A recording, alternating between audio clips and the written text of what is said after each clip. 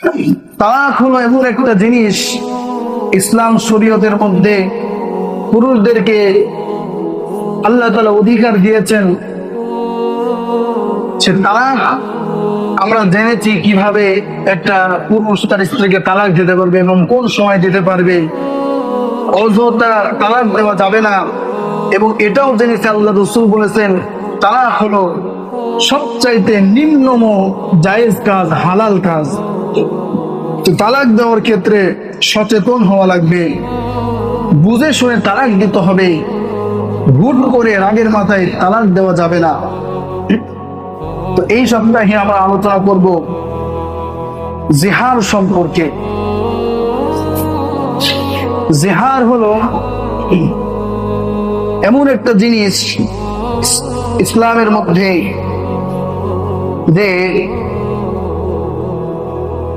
স্বামী তার স্ত্রীকে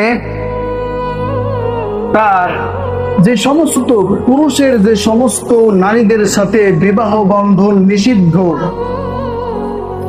পুরুষের সঙ্গে যে সমস্ত নারীদের সাথে বিবাহ বন্ধন আজীবনের জন্য ইসলাম নিষিদ্ধ করেছে, সেই সমস্ত নারীদের সাথে কোনো ব্যক্তি যদি জিহার করে তাহলে ওই ব্যক্তি জিহার করার কারণে তার উপরে কাফারা আদায় করা শরীয়ত তার উপরে বাধ্যতামূলক করেছে এবং আদেশ করেছে। তো জিহার জিনিসটা কি? জিহার হলো কোন যে সমস্ত মেয়েদের সাথে পুরুষের বিবাহ বন্ধন নিষিদ্ধ আজীবনের জন্য, সেই সমস্ত মেয়েদের সাথে তার স্ত্রীকে তুলনা করে যদি কিছু বলা হয়, অর্থাৎ তার স্ত্রীকে তার নিজের মা বোন অর্থাৎ যাদের সাথে বিবাহ বন্ধন পুরুষের নিষেধ, সেই সমস্ত মেয়েদের সাথে মেয়েদের নিয়ে